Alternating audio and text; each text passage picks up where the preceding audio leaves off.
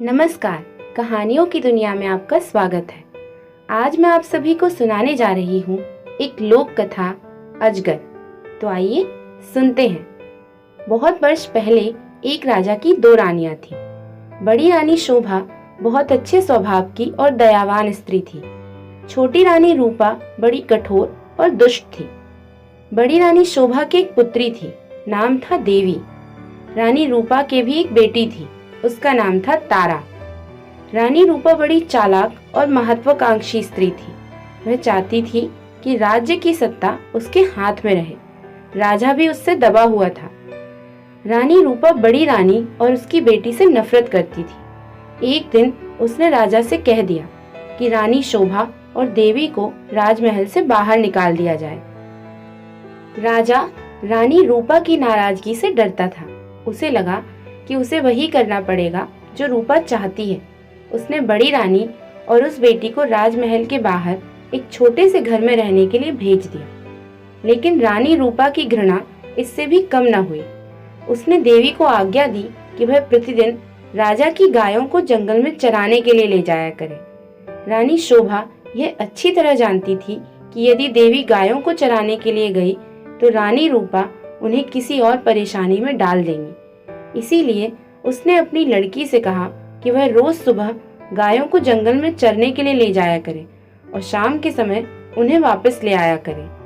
देवी को अपनी माँ का कहना तो मानना ही था, इसलिए वह रोज सुबह गायों को जंगल में ले जाती। एक शाम जब वह जंगल से लौट रही थी तो उसे अपने पीछे एक धीमी सी आवाज सुनाई दी। देवी, देवी, क्या तुम मुझसे विवाह करोगी?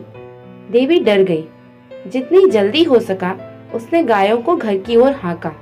दूसरे दिन भी जब वह घर लौट रही थी तो उसने वही आवाज पुनः सुनी। वही प्रश्न उससे फिर पूछा गया। रात को देवी ने अपनी माँ को उस आवाज के बारे में कहा। माँ सारी रात इस बात पर विचार करती रही। सुबह तक उसने निश्चय कर लिया कि क्या किया जाना चाहिए। सुनो बेटी, वह अपनी लड़की से बोली, मैं बता रही हूँ कि यदि आज शाम के समय भी तुम्हें वही आवाज सुनाई दे तो तुम्हें क्या करना होगा? बताइए माँ, देवी ने उत्तर दिया। तुम उस आवाज को उत्तर देना। रानी शोभा ने कहा, कल सुबह तुम मेरे लिए घर आ जाओ, फिर मैं तुमसे विवाह कर लूंगी। लेकिन माँ, देवी बोली, हम उसे जानते भी नहीं। मेरी प्यारी देवी, माँ ने दुखी होकर कहा, जिस स्थिति में हम जीवित हैं उससे ज्यादा बुरा और क्या हो सकता है। हमें इस प्रस्ताव को स्वीकार कर लेना चाहिए। ईश्वर हमारी सहायता करेंगे। उस संध्या को जब देवी गायों को लेकर लौट रही थी उसे वही आवाज फिर सुनाई दी। आवाज कोमल और दुख भरी थी। देवी, देवी, क्या तुम मुझसे विवाह करोगी? क्या तुम मुझसे विवाह करोगी? वह आवाज बोली। देवी रुक गई। उसने पीछे मुड़कर देखा लेकिन उसे कोई नहीं दिखाई दिया। वह हिचकिचाई। वह वहां से भाग जाना चाहती थी, लेकिन फिर उसे माँ के शब्द याद आ गए। वह जल्दी से बोली, हाँ, यदि तुम कल सुबह मेरे घर आ जाओ तो मैं तुमसे विवाह कर लूंगी। तब वह बड़ी तेजी से गायों को हाँकती हुई घर चली गई। अगले दिन सुबह रानी शोभा जरा जल्दी सोकर उठ गई। उन्होंने जाकर बाहर का दरवाजा खोला, देखने के लिए कि कहीं कोई प्रतीक्षा तो नहीं कर रहा। वहां कोई भी न था। अचानक उसे एक धक्का सा लगा और वह स्तब्ध रह गई।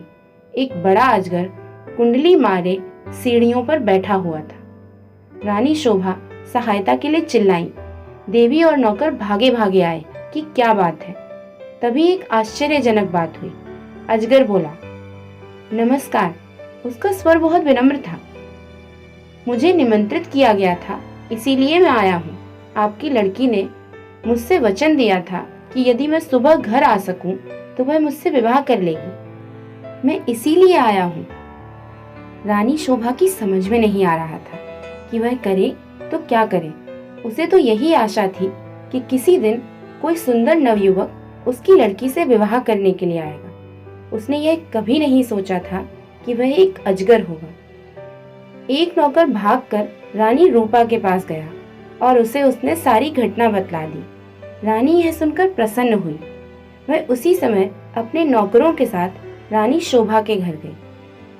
यदि राजकुमारी देवी ने किसी के साथ विवाह का वचन दिया है, वह बोली, तो उसे अपना वचन अवश्य निभाना चाहिए।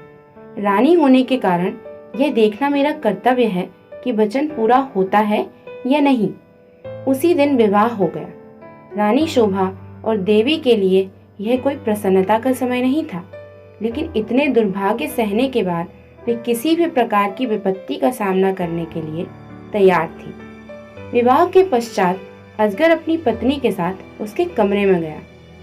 सारी रात रानी शोभा ने प्रार्थना करते हुए बिताई कि उसकी बच्ची ठीक ठाक रहे। दूसरे दिन सवेरे उसने देवी के कमरे का दरवाजा खटखटाया। एक सुंदर नवयुवक ने दरवाजा खोला। देवी उसके पीछे खड़ी थी। मैं आपको कह नहीं सकता कि मेरी जान बचाने के लिए मैं आपका और देवी का कितना आभारी हूँ, वह नवयुवक बोला। मैं एक शाप के कारण अजगर बन गया था। एक वन देवता ने मुझसे क्रुद्ध होकर मुझे अजगर बना दिया था। बाद में उन्हें अपनी करनी पर दुख हुआ।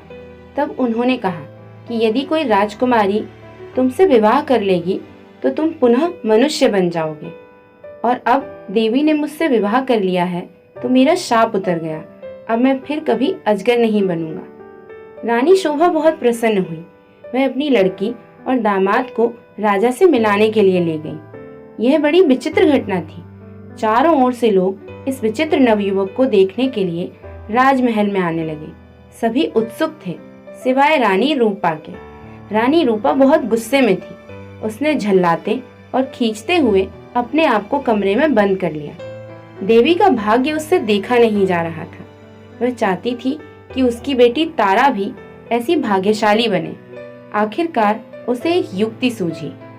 उसने अपनी लड़की को बुलाया। देवी का विवाह अब हो गया है, वह बोली, इसीलिए गायों को जंगल में चराने के लिए तुम ले जाया करो। नहीं, तारा चीख कर बोली, इतने नौकर हैं तो मैं क्यों गाय चराने जाऊं? यह मेरी आज्ञा है। रानी क्रुद्ध होकर बोली। एक बात और भी सुनो, यदि जंगल में कोई तुमसे विवाह का प्रस्ताव करे तो तत्काल कह देना कि तुम विवाह के लिए तैयार हो। यदि वह अगले दिन सुबह हमारे घर आ जाए। तारा माँ की इस योजना से भयभीत हो गई।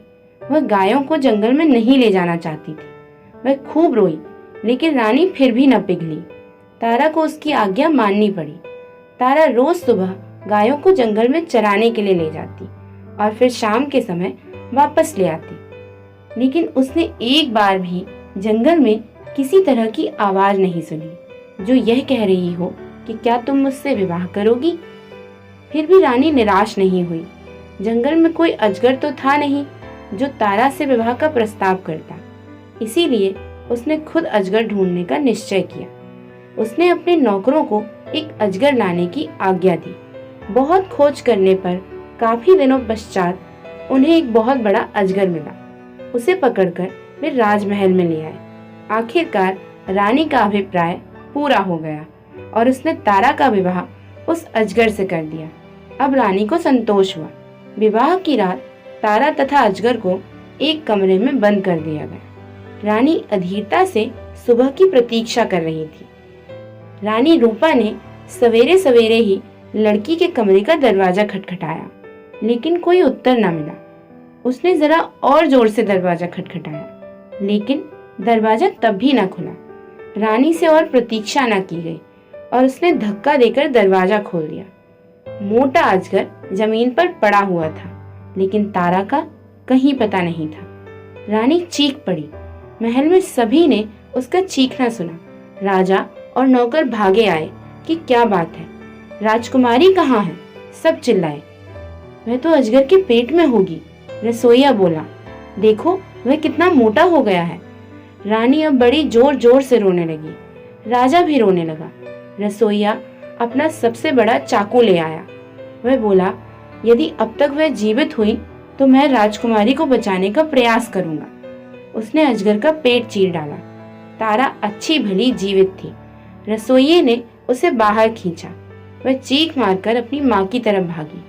अजगर की मृत्यु हो गई और साथ में रानी रूपा की इस इच्छा की भी कि तारा का विवाह देवी की तरह ही किसी योग्य और सुंदर और संपन्न नवयुवक से हो। बहुत धन्यवाद। अजगर कहानी हमें ये सीख देती है कि जैसी करनी वैसी भरनी। कहते हैं ना, अगर हम किसी के लिए गड्ढा खोदते हैं तो हम स्वयं उस गड्ढे में गिरते हैं, जैसा कि रानी रूपा के साथ हुआ। इसीलिए सदैव दूसरों के साथ अच्छा करें, और यदि कुछ नहीं कर सकते तो किसी के साथ बुरा तो बिल्कुल ना करें। बहुत धन्यवाद।